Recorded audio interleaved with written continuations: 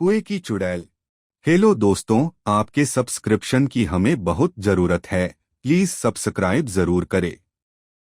बहुत पुरानी बात है, तब पानी के ज्यादा साधन नहीं हुआ करते। लोग कुएं, बाबरी तालाब आदि से पानी पिया करते थे। तो यह कहानी भी एक तालाब की है, जो कि उस काली डायन के जादू से अमृत से जहर बन गया था। यह डायन कैसे बनी, कैसे इस तालाब का पानी विष बन गया, मैं यह कहानी आपको बताता हूँ। एक गांव में एक औरत के कोई बच्चा नहीं था। वह औरत गांव के मुखिया की पत्नी थी। उसके शादी को काफी समय हो गया था। सब लोग उसे बाज कहा करते थे। सारे गांव वाले उसका मुंह भी नहीं देखना कहते थे कि इसका मुंह देख लिया तो पूरा दिन बेकार चला जाएगा। पर मुखिया की पत्नी थी, इसलिए लोग थोड़ी बहुत बातचीत कर लिया करते थे। एक दिन गांव में एक फकीरा बाबा भिक्षा मांगते हुए आ पहुंचता है, तो वह बातों ही बातों में उसका हाथ देखने लग जाता है और कहता है, आपको बच्चा नहीं है ना। वह बोली, आपको कैसे पता चला। वह बोला, हम हस्तरेखा में निपुण हैं और हाथ देखकर यह बता सकते हैं कि क्या होने वाला है, क्या होगा। वह बोली, अच्छा तो यह बताओ कि मेरे बच्चा कब होगा। तो उसने कहा, आपको भगवान ने बच्चा तो नहीं दिया, पर मैं एक रास्ता बताता हूँ। वह सुनो, अमावस्या की रात को किसी एक ऐसे लड़के की बलि पीपल के पेड़ के नीचे दो, जो अपने माँ बाप के एकलौता पुत्र हो, और उसके खून से अपने बाल धोना। फिर कहना, ए प्यासी आत्माओं, यह बलि मेरी तरफ से स्वीकार करो और मुझे एक पुत्र दे दो। एक लोटे में उस कुएं का पानी भरकर उसमें उसके शरीर की 2 बूंद मिलाकर खुद पी लेना और उस लड़के के सिर के बाल अपनी साड़ी की गांठ में बंधे रखना, तो यूं अवश्य एक पुत्र पैदा होगा। इतना कहकर वह वहां से भिक्षा लेकर चला गया। उस दिन के ठीक 3 दिन बाद अमावस्या थी। उस औरत ने वही किया जो उस बाबा ने बताया था। उसने अपने देवरानी के लड़के की बलि दे दी और खून की 2 बूंदें पानी में मिलाकर खुद पी लिया और उस सिर के कुछ बाल को काटकर अपनी गांठ में बांध लिया और बिना पीछे मुड़े अपने घर आ गई। सुबह गांव वालों को पता चला कि मुखिए के भाई के बेटे को किसी ने मार के वहां फेंक रखा है। जब यह बात मुखिए और उसके भाई ने सुनी, तो वह नंगे पैर दौड़ पड़े। धीरे धीरे सारा गांव इकट्ठा हो गया। उस लड़के की मां का रो रो बुरा हो गया था। तब किसी व्यक्ति ने हिम्मत जुटाकर उस सिर को धड़ से जोड़ा और उसे नदी में बहाने की सलाह दी। वैसा ही किया। लोगों ने उस लाश को पानी में बहा दिया। सब लोग यही कह रहे थे, किसने किया, यह सब कैसे हुआ। सब लोगों के लिए यह घटना चिंता का विषय बन गई थी। जब मुखिया घर पहुंचा तो क्या देखता है कि उसकी पत्नी तो पकवान बना रही थी। वह बड़ी खुश नजर आ रही थी। मुखिया ने क्रोध में कहा, क्या तुम्हें इस बात का बिल्कुल भी दुख नहीं है कि हमारे भाई का बेटा मर गया है। वह पहले ऐसी नजरों से देखी जैसे कि उसे मार ही डालेगी। फिर कहने लगी, लड़का उसका मरा है, मेरा नहीं। मैं क्यों शोक मनाऊं। और हंसने लगी और कहने लगी, तुम पागल हो। तुम्हें तो खुश होना चाहिए कि अब तुम्हारे भी एक पुत्र आने वाला है, और यह जानकर और खुशी होगी कि वह इस जायदाद का अकेला वारिस होगा। हाँ हाँ हाँ। वह फिर ऐसे हंसी, यह देखकर मुखिया से रहा नहीं गया और उसे जान से मारने के लिए तलवार उठाने चला गया। वह अंदर तलवार ढूंढ रहा था, पर तलवार नहीं मिली। जब वह पत्नी के बेड के पास पहुंचा तो क्या देखता है कि सारे कपड़े खून से लथपथ हैं और तलवार भी वही पड़ी है और उस पर खून लगा है। वह यह सब देखते ही समझ गया कि यह सब इसने पुत्र प्राप्ति के लिए बलि दी है। उसने उसे मारने का विचार बनाया कि अभी मैं इसको मार दूंगा तो सब लोग मुझे गलत समझेंगे, और वह वहां से चला गया। उस दिन से गांव में ऐसी ऐसी घटना होने लगी। किसी की भैंस मर गई, किसी ने उसे मार डाला और उसके शरीर के अंग इधर उधर फैले पड़े, जैसे कि किसी ने उसे नोच नोच कर खाया हो। तो किसी दिन किसी का कुत्ता, किसी का बछड़ा, तो किसी की बकरी मर गई, और उसी तरीके से वह मर रही थी जिस तरीके भैंस को किसी ने मारा था। ऐसी घटना से सारा गांव परेशान था। किसी को यह समझ नहीं आ रहा था कि आखिर हो क्या रहा है। एक दिन की बात है, मुखिया रात को अपने गेट के पास सोया हुआ था। आधी रात के समय उसे गेट खुलने की आवाज आई। वह जाग गया। उसने देखा कि एक औरत बाल फिक्रे हुए आधी रात को बाहर चली जा रही है। देखने में तो ऐसा लग रहा था कि जैसे उसको कोई खींचकर ले जा रहा हो। भादों अगस्त की काली रात थी। चारों तरफ से आवाजें आ रही थी, कहीं शियार तो कहीं कुत्ते भौंकते। ऐसा लग रहा था उसे कि जैसे यह रात जाने क्या क़यामत ढाएगी। अचानक उसे एक गाय के बछड़े के रंभाने की आवाज आई। वह समझ गया हो न हो यही सारे गांव की बर्बादी का कारण है। मुखिया के दिमाग में एक आइडिया आया कि क्यों न मैं चलकर देखूं कि यह कहाँ जाती है। वह उठकर चल दिया। उसने आगे चल के क्या देखा कि पड़ोसी के गाय का बछड़ा का कटा हुआ मुंड पड़ा है और उसके धड़ को वह औरत खींचकर पीपल की ओर ले जा रही है। और ले जाकर उसने वही शब्द दोहराया, यह लो प्यासी आत्मा, मैं तुम्हारे लिए भोजन लाई हूँ।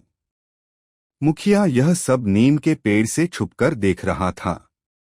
एकदम वह क्या देखता है कि चार काली छाया वहां प्रकट हुई। देखते ही देखते वह ऐसे भयानक शरीर में बदल गई कि उसे देखकर उसके शरीर के रोएं खड़े हो गए। उनके ये बड़े बड़े दांत, लाल लाल आंखें, शरीर पूरा जला हुआ, बड़े बड़े नाखून, आंखें तो ऐसे चमक रही थी कि बार बार बदलने वाली लाइट जल रही हो। इतना भयानक दृश्य उसने अपनी जिंदगी में कभी नहीं देखा था। वह क्या देखता है कि वो चरों भूत और उसकी पत्नी उस लाश को खाने लगी, दोनों हाथों से लापालप, जैसे कि कोई भूखा व्यक्ति खाने पर टूट पड़ता है। यह सब देखकर मुखिया के पर के नीचे की जमीन खिसक गई कि उसकी पत्नी एक डायन है। जब उन्होंने सारे मांस को नोच नोच कर खा डाला, तब उसने एक भूतों की एक बात सुनी और कहा कि बस 3 दिन बाद फिर अमावस्या है और हमारी शक्ति उस दिन बढ़ जाएगी। तब हम तुम्हें पूरी शक्ति सौंप देंगे और तुम अपनी मर्जी से कुछ भी कर सकती हो। तुम गांव वालों को अपनी उंगली पर नाचा सकती हो। उसने यह सब सुनकर सारे गांव को चोरी चोरी जगा करके कहा, देखो मैं तुम्हें बताता हूं कि तुम्हारी बर्बादी एक डायन की वजह से हुई है। और सबसे कहा कि अपनी अपनी लाठी उठाओ और चलो मेरे साथ, आज उस डायन का अंत हम सब मिलकर करेंगे। और सब भागते हुए उस पीपल की ओर चल दिए। सारे गांव को अपनी तरफ आते देख सारे भूत तो गायब हो गए, पर वह डायन खड़ी रह गई।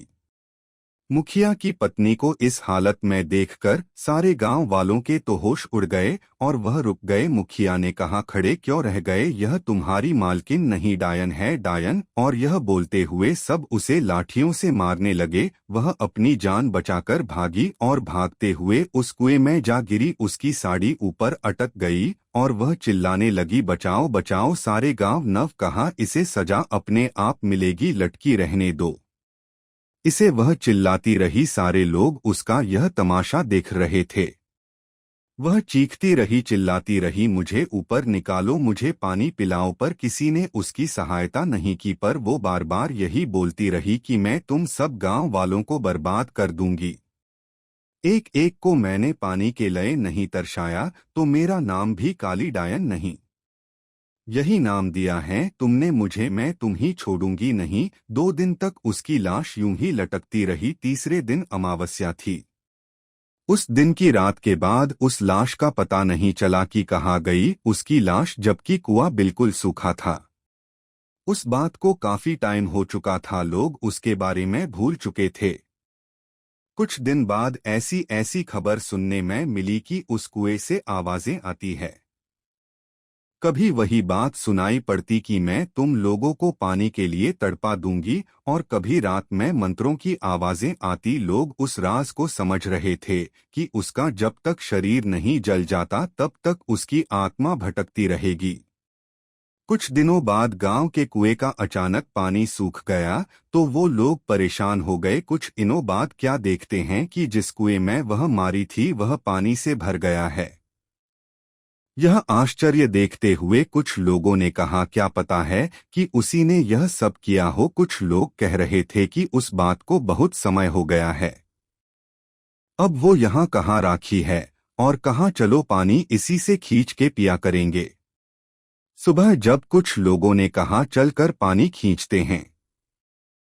जब कुएं के पास पहुंचे तो कुएं में पानी नहीं। यह सब देखकर लोग आश्चर्य में पड़ गए कि पानी गया कहाँ। तब उसमें से अजीब आवाज आई, कहा था न पानी के लिए तड़पा दूंगी, मुझे पानी नहीं पिलाया था तुम लोगों ने। हाँ हाँ हाँ हाँ, अब मैं तुम सबको पानी के लिए ही नहीं, खाने के लिए भी मुहताज कर दूंगी। यहाँ अब कभी पानी नहीं बरसेगा। हाँ हाँ हाँ हाँ। अब गांव वाले परेशान हो गए, उनके पास पानी खत्म हो गया था, दूसरे गांव से पानी लाना पड़ता था।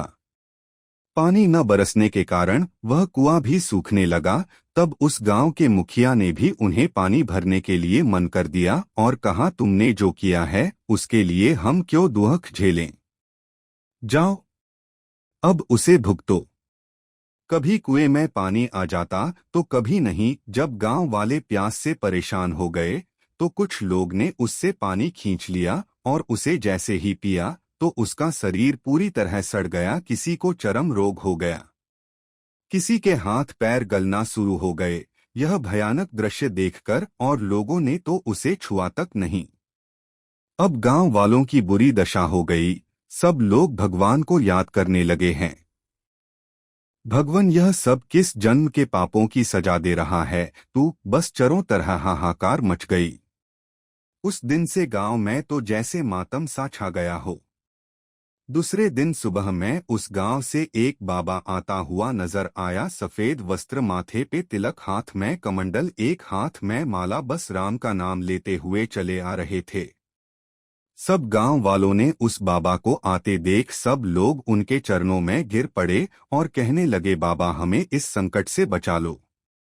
बाबा ने कहा, क्या बात है, आप सारे गांव वाले इतने परेशान क्यों हो। तब बाबा को मुखिया ने सारी बात बताई। तब बाबा ने कहा कि मैं तुम्हारी इस काम में अवश्य मदद करूंगा, और कहा मैं कल अपने शिष्य विराट को लेकर आऊंगा, क्योंकि इस काम के लिए मुझे एक सद्भाव और ईश्वर पर विश्वास करने वाले व्यक्ति की जरूरत है, और वह बुद्धि में भी निपुण है। आप लोग धैर्य रखिए, मैं अवश्य वापस आऊंगा। यह कहकर बाबा वहां से चले गए। दूसरे दिन सूर्य उदय होने से पहले वह अपने शिष्य विराट के साथ उस गांव में पहुंच गए। सब लोगों ने बाबा को प्रणाम किया। बाबा ने कहा कि कुछ लोग जाकर पूजा का सामान लेकर आओ, मैं यहाँ पर हवन करूंगा। और अपने शिष्य से कहा कि तुम इस कुएं में अंदर जाकर उस डायन का अंत करोगे। और अमीन, तुम्हें कुछ ध्यान में रखने वाली बातें बताता हूँ। इस कुएं में उतरने से पहले तुम्हें सच्चे मन से भगवान का स्मरण करके बिना मुंह में पानी जाए हुए नीचे पहुंचना पड़ेगा, और तुम्हें इस कुएं की गहराई यानी पात तक पहुंचाना पड़ेगा। ध्यान रहे, यह काम सूरज डूबने से पहले खत्म करना पड़ेगा, क्योंकि दिन के डूबते ही बुरी आत्माओं की शक्ति बढ़ जाती है। ध्यान रहे कि सबसे पहले डायन के बाल काटने हैं, जिससे वह कमजोर पड़ जाएगी। जब वह पूरी तरह से कमजोर पड़ जाए तब भगवान का नाम लेकर, यह खंजर जो मैं तेरे को दे रहा हूँ, इससे उसको मार देना और उसके शरीर को जला देना, और मैं यहाँ यज्ञ करके तुम्हारी मदद करूँगा। उनका शिष्य तो समझ गया, पर कुछ गांव वालों ने पूछा, बाबा इस कुएं में पानी में कैसे उसकी लाश को जलाओगे। तब बाबा ने बताया कि वह पाताल लोक में अपने घरों की तरह रह रही है, वहां भी आत्माओं और भूत प्रेतों के घर हुआ करते हैं। तब गांव वालों को समझ में आया। बाबा ने अपने शिष्य से कहा कि अब देर मत करो, तुम जल्दी जाओ। तब उनका शिष्य ने भगवान का नाम लेकर उस कुएं में कूद गया, और इधर बाबा मंत्रों से यज्ञ करने लगे। जब विराट वहां पहुंचा तो क्या देखता है, काफी बड़ा खंडर है और कहीं से मंत्रों की आवाजें आ रही हैं। तो वह जाकर क्या देखता कि एक बाल फकेरे हुए एक औरत आहुति आग में दिए जा रही है। जैसे ही वह उसके पास पहुंचा तो उसे पता चल गया, और वह पीछे मुड़कर देख के बोली, कौन हो तुम और यहाँ क्यों आए हो।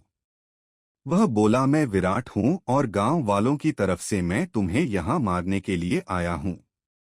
वह हंसी, तुम मरोगे मुझे, साधारण मनुष्य गांव वालों ने तुझे भेजा और तू मरने चाला आया, लौट जा और अपने प्राण बचा ले मुझसे, नहीं तो। वह बोला, नहीं तो क्या, मुझे मार डालोगी? वह बोली, समझदार हो। वह बोला, तू अपने प्राण बचाना चाहती है तो इस गांव और इस कुएं को छोड़कर चली जाओ, नहीं तो मुझे मारना होगा। उसने इतना कहकर जैसे ही उसके ऊपर उसे मारने को झपटा, वह एकदम गायब हो गई और उसका बार खाली निकल गया। अब बस उसे उसकी आवाज सुनाई दे रही थी। अब वह क्या करे? उसके पीछे से उसे एक बार उसने उसे ऐसा मारा कि उसका सिर दीवार से टकराया और बेहोश हो गया। तभी उसे उसके गुरु की आवाज सुनाई दी, बेटे अपनी आत्मा की शक्ति से देख और भगवान क्या ध्यान लगा, तुझे सब कुछ नजर आएगा। उसने भगवान का ध्यान करके आंखें खोली तो उसे वह डायन दीवार से छुपी हुई नजर आई और उसके बाल दिख रहे थे। तभी उसको गुरु की बात का ध्यान आया तो उसने झट से उसके बाल काट दिए और वह झट से उसको मारने के लिए खंजर उठाया तो वह गिड़गिड़ाने लगी कि तुम आदमी हो, मैं औरत और मैं निहत्थी हूँ, तुम मुझे छोड़ दो, और रोने लगी। बाल काटने से उसकी सारी शक्ति कमजोर पड़ गई। पहले तो उसे उस पर दया आई, पर जब गांव वालों के दुहक को याद किया तो उसने देर न करते हुए वह खंजर उसके सीने के बीच उतार दिया और उस अग्नि कुंड में उसके शरीर को जला दिया। उसकी आत्मा चीखती चिल्लाती हुई, मैं वापस आऊंगी, मैं वापस आऊंगी, उस कुएं से ऊपर से निकल गई। जब गांव वालों ने वह आत्मा देखी तो वह लोग डर गए। तब बाबा ने कहा, अब कोई डरने की बात नहीं है, अब इसका शरीर खत्म हो चुका है, अब यह तुम्हारा कुछ भी नहीं बिगाड़ सकती। तभी विराट कुएं से बाहर आया। तब गांव वालों ने उस बधाई दी और कहा कि अगर तुम ना होते तो पता नहीं हमारा क्या होता। तब विराट ने कहा, यह सब तो भगवान की कृपा है। तब बाबा ने गांव वालों से कहा, अब तुम खुशी खुशी से इस कुएं का पानी पी सकते हो। सभी गांव वालों ने पानी पिया और बाबा का आदर सत्कार किया। तभी जोर जोर से बदल हुए और पानी बरसने लगा और गांव वाले खुशी से झूम उठे। तब उस गांव में फिर से खुशहाली छा गई। Please like, share and subscribe.